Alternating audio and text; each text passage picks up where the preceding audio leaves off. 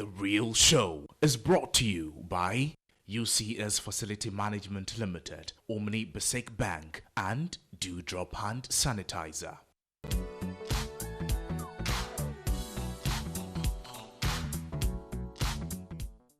A very good evening to you all, and you are welcome to the most watched show, The Real Show. My name is Mahania Bamford, and tonight we are live on Metro TV Ghana, and we are about to have a very educative, fun, inspirational conversation with two amazing ladies, as we always do. But tonight, I want to ask a question before we go on a break. How are your finances? Especially in the economy that we are in, how are you planning how to spend your money? How do you even make your money in the first place? Anyway, we will be going into details, talking to somebody who has a lot of knowledge to share with us as we get to know her more and share her journey with her. So stick with me, we'll be back after the break.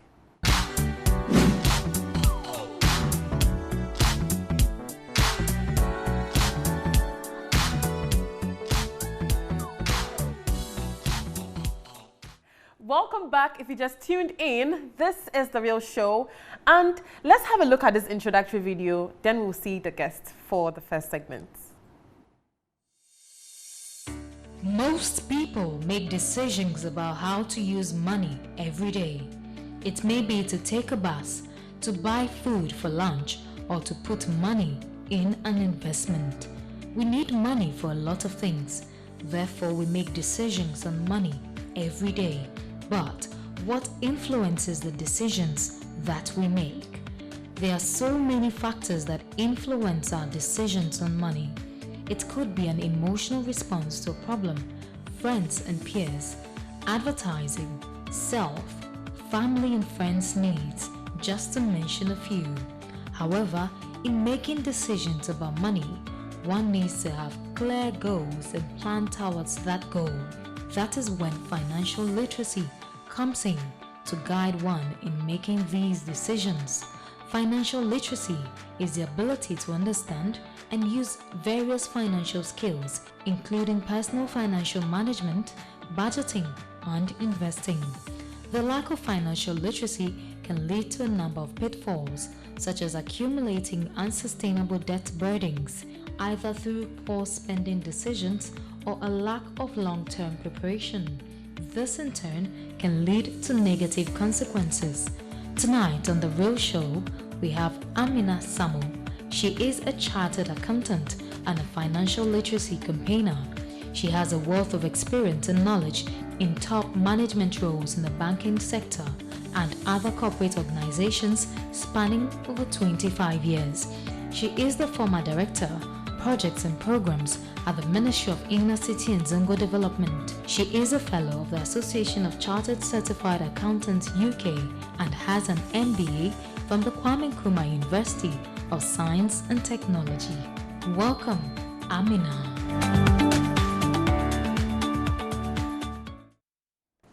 Welcome back, and my guest, as you saw in the introductory video, is Hajia Amina Sammo. Welcome, ma'am. Thank you, my dear. Amazing. I love the prints, and the fact that you're rocking that on a Friday is everything. Thank you. Thank you so much. What got you into financial literacy? What got you into it? Financial literacy. Yeah. Let me just say, life's up and downs. You know, for some of us, if you're not really born into money, then you need to plan whatever money that comes into your life. So right at an early age, I guess, I just knew that at any point in time, there should be some money sitting somewhere that I can always fall onto.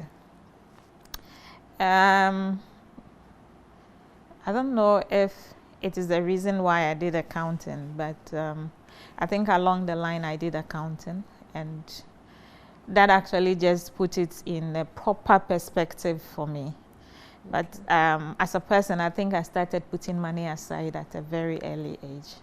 So at any point in time when the emergencies come, one way or the other, I was able to handle them. All right. I was going to ask, how has that shaped your life? But you just said because of accounting and the fact that you're interested in knowing how to manage your money and all that. So life situations has shaped you. But can you share some of the situations with us? Or the moments in which you felt like knowing or having information on financial literacy has actually been beneficial to you? I always say that emergency and dignity have very thin lines. It is when the situation is urgent, you have the emergency situation staring you in the face. That is when you realize the power of liquidity. At the time the emergency comes, and normally emergencies don't come with announcements. Yes. So that is when you should have been prepared before it comes. I say that in Ghana, I've seen too many rich people, but I've seen too many people who are so rich in assets and poor in liquidity. And when I say that these are men who, you can say, from where I come from in the Zongo, people have all sorts of cattle, they have all sorts of trucks, because they do lots of transportation. They have all sorts of houses, what have you. It's easy for you to hear people say, this man has 100 houses, this man has 50 houses, this man has 50 trucks, he has over 500 cattle. But these are the people that I say are haulers. At the same time, they just have to come to that little girl in the bank when they are holding hundreds of thousands of Ghana cedis check. But you know, in those days, checks had to clear. But they needed 1,000 cedis at that time. And this is how your dignity can actually rise from 100 down to 1. Not that you're poor, but you just didn't manage your liquidity. So that is where I find myself playing a role that it's not all about assets. It is about what you can actually lay your hands on when that child is sick, when that mother is rushed to hospital, when that tie is burst. It is liquidity. It is not at that time you want to go and sell cattle or sell a house to fix. Yeah. Well, that is great. Most of the time, we are always convinced to put money into assets. And I'm happy that tonight you are enlightening us about the fact that it's actually important to look at liquidity as well. Now, looking at financial literacy, basically managing your money, how would you say we should manage our money, as in percentage-wise, how to spend and all of that? I say that for whatever level of money you receive, whatever level of income you have, regardless of what, it is still enough. If you cut your coat according to your cloth, no, not your size.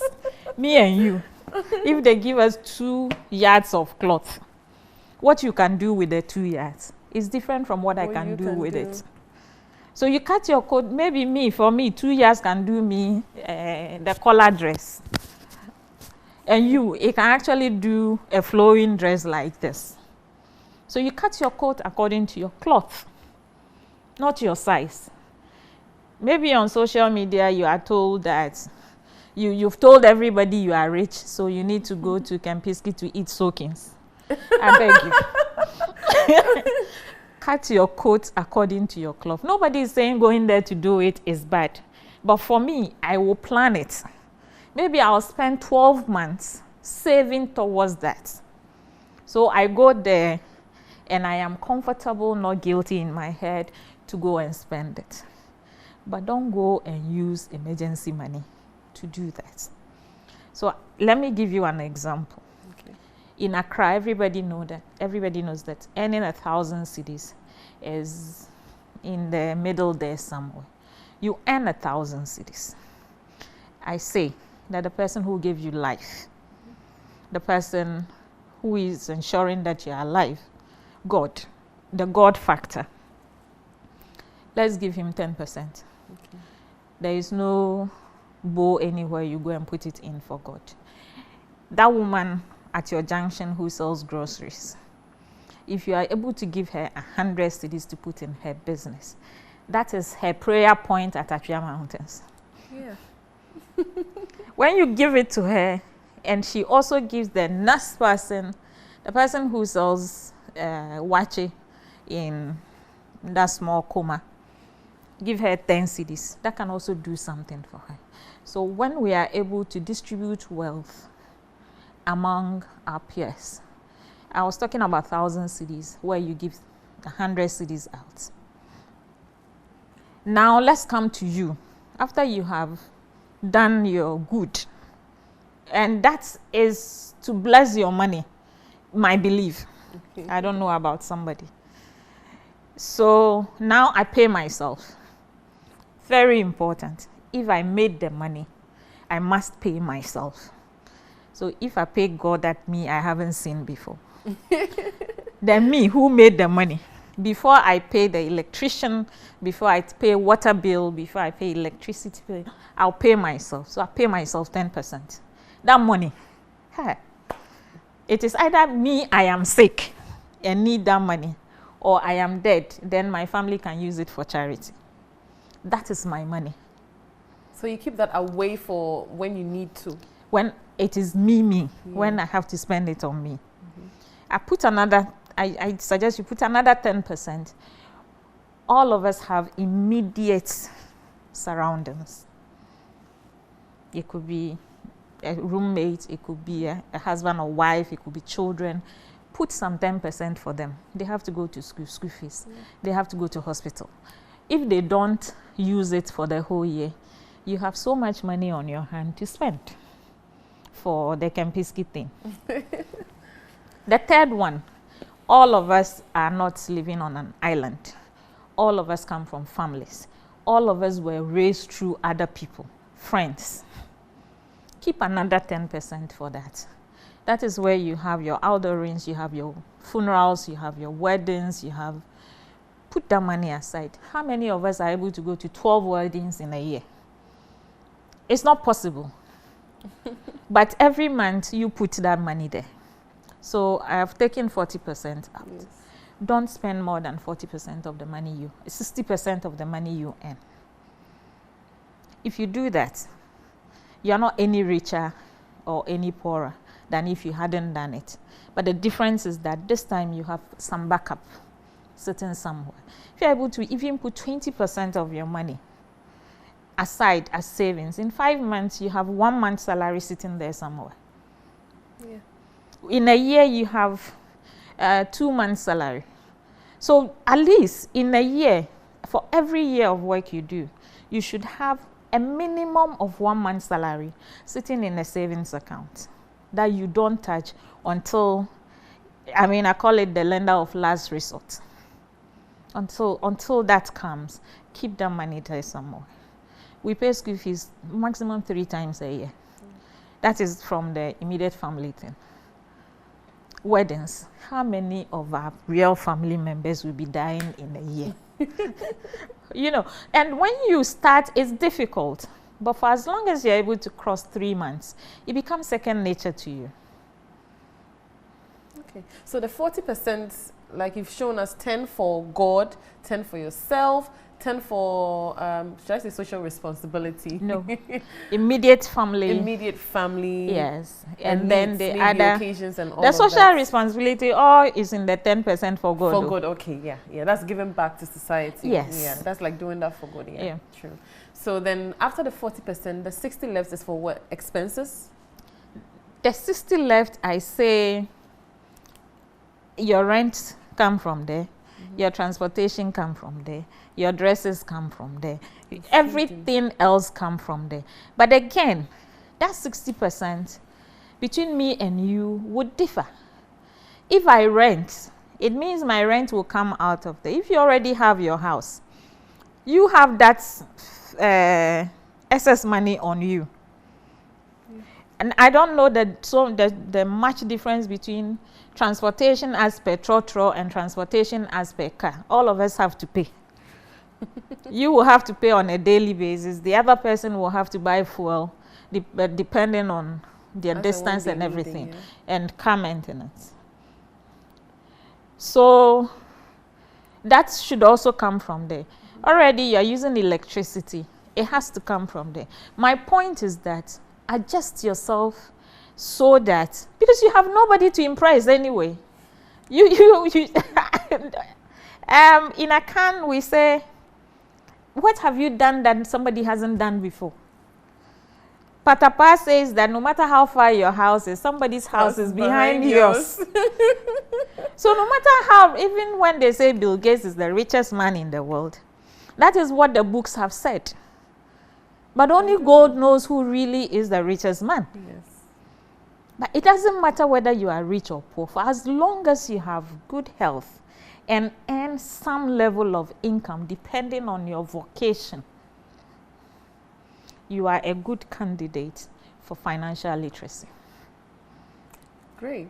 I know you have some outreach programs on financial literacy. What are some of them, if you can?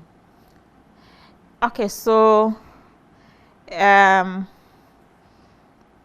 do the financial literacy as a way of, I would say, saving me.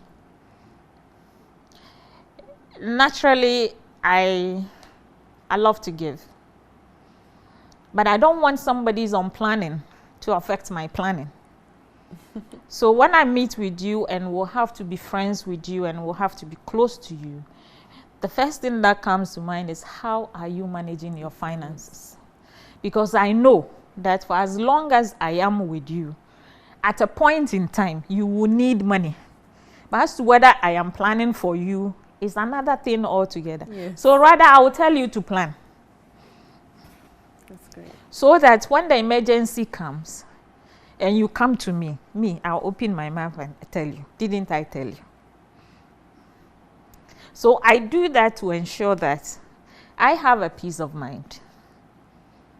Peace of mind being that because I've told you to keep your money well, to manage it well, I believe that it will only be in extreme case that you will need a top-up. Yeah. When you go asking somebody for 1,000 cedis, it is more refreshing To say. for you to tell the person, I have 300 cedis, can you top up 700? Or I have 500 cedis, can you help me with the additional 500? Other than I have this problem and I don't have anything at all, can you give it to me? Sure. You get it. And for whoever you need to pay, if it is at the hospital and the doctor says we need 10,000 right now, and you go to the doctor and say, I have 3,000. I am going to look for the remaining 7,000. No doctor will say that. Get away with it. But if you tell the doctor, I don't know where to go to get the money, then it will be difficult for that person to attend to whoever you brought. But if you're able to give something, and then from there, you go to whoever benevolent person you can think about and tell the person, the doctor says I need 12,000. I have gone into my savings account, which means you prepared, but your preparation was just not enough for it. I went into my savings account and I could only raise 3,000, which I have given to him.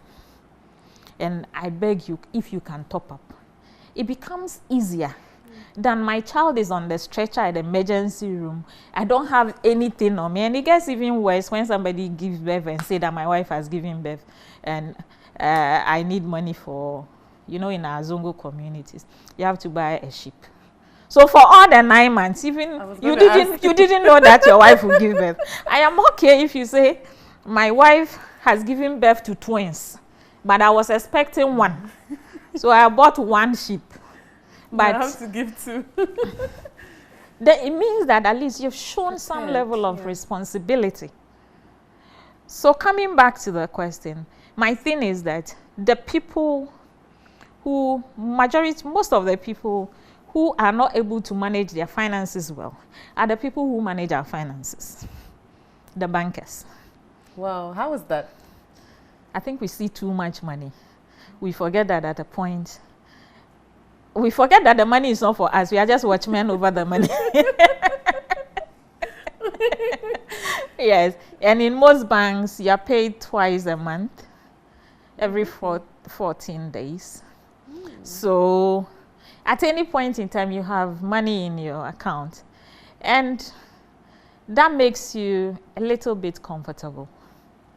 More than somebody who has to wait till the end of the month. They plan better than those who see the money. And if you are in a position where every time you go to the bank, people dash you money, you are even worse. That is if you are a teller or if you are a frontline person. People come in. Ghanaians are very generous. They will give. But if you are at the back there and don't see any human beings but papers, you too, your planning is different. Interesting. You know, so I realized that we take liquidity for granted as Ghanaians. We take liquidity for granted. So tell people consciously. The wireless will tell you, if the person is pretending to sleep, pretend to wake the person up. So I pretend to wake you up when it comes to finances. There's so many people who have gone on pension and haven't really thought about financial management. And so you see people make the big mistake of taking their pension and going to complete their houses with it. The houses are not completed satisfactorily and they don't have liquidity. And the meeting allowances and everything is not coming. And the free stuff is not there. And that is where the frustration sets in. So the very day you get your appointment letter, the first one, if it's possible, the first for national service. If that is not possible, the first appointment after national service, start saving. It is better to save and have money and die whilst the money is there than for the money to die whilst you're still there. Or to even die for lack of it. Yes. You would actually, because it gets to a point if you don't know how to manage your finances well, that frustration alone is worse than any chronic disease you have. And like I said, there is a thin line between financial management and dignity. But would you say generally Ghanaians are very conscious about how they manage their finances? I think there is a common saying that every Ghanaian is a manager. Because trust me, I'm still trying to wrap my head around how I'm able to survive with whatever salary I earn in Accra. But we all go through it. And the beautiful thing is that in spite of all the wahala, we still laugh through it. We are still a happy people. It is not so much of a problem when we are out and about, when we are able to go and come, when we are healthy. It is not so much of a problem. It is only when the emergencies come. Then it means our savings, the whole philosophy about saving is not something we have accepted or we've taken as part of our lives then. It's something we know about. Everyone in Ghana knows about Susu box. Everybody in Ghana at one point or the other in their life have done Susu before. So we know. But we haven't consciously taken our time to understand what we can do to make it better. When I spoke to you, I mentioned about 2 or 3 different accounts. It's not just putting the money in those accounts. There are rules and regulations regarding those separate accounts. Your best bet is a standing order. You can't do this without a standing order because every month comes with its own challenges. If you want to wait until you finish with the challenges of the time before you save, you will never save. So at least a standing order gives automatic deductions. Yes. I always say that when I was working in the bank, I used to be paid on the 24th. All my standing orders were on the 25th. I never go into my account until 26th. Because I had standing orders, I wanted the standing orders to go through. When they are all gone, then I go and peep into the account to see what is left. As for that money, I can do anything with it. With the comfort and what? I can't get the word. That I have done what I have to do. And this money, if you want me to dash you all, I will dash you all. It does not affect my financial plans. Well, we've learned so much tonight. I mean, the fact that you should have percentages for different aspects of your life, deducted for important things, emergencies, rainy days, and all of that before you have about 60% left to do to take off your expenses and life in general. The fact that to help you even make deductions for the other things you need to save for, you can have a standing order. So in case you're watching and you don't know what a standing order is, you can just instruct your bank to deduct a certain amount of money. I wanted to say that, but time is fast spent. So basically that. So the bank helps you. So like the example she gave, she has the money deducted. You are paid on 24th. The money is deducted on 25th, and by 26th, you know she's free to spend because she's already done what she's supposed to do. So thank you so much. But before we go, I know you're in a Rotary Club, right? Yeah. Can you tell us what the Rotary Club does very quickly? And then if you have a philosophy or two in life, you can share with us. Okay, Rotary is actually a service organization. And the two things that have kept me in Rotary is about the slogan in Rotary. It's service above self. Great. Service above self. So you don't live for you, you live for others. And when others are better, you are even far more better. Yeah. And the second thing is the four-way test of the things we do, we think, say or do. Think is intention. Say is action. Do is manifestation. That is how things run. And it says, 1, is it the truth? Whatever you are thinking, you are saying, you're doing, is it the truth? 2, is it fair to all concerned? 3, will it build goodwill and better friendships? 4, will it be beneficial to all concerned? And it goes on to say, I go on to say that if the first 2 doesn't cut, is it the truth? Is it fair to all concerned? Don't even bother about the last 2. Because if you respect me, you value me as a human being, you will not lie to me. You tell me the truth. And then, if you tell me the truth, you're being fair with me. It is only then that you can actually be talking about goodwill and building a good relationship. Yes. Philosophy, I would say, my philosophy is simple. I don't have a lot of everything or anything, but I have enough of everything I need. And it is not called richness, it's called contentment. I am content with what I have. And because of that, I feel like I am the richest person in the world. And it is because I have decided that I'll only own and possess and buy the things I need, not what society thinks I should have. Great. Thank you so much, Hadia. Like, you have given us so much information for tonight. And I think everybody should be interested in joining the Rotary Club now because there's a whole lot of principles that we are losing in this current generation. We think it's okay to lie. We think it's okay to just play with somebody's mind and all of that. So tonight, yes, you have heard it all from Hadia Amina Sammo herself. She's given us proper education in layman terms. So all of us should have better financial literacy after tonight's segment.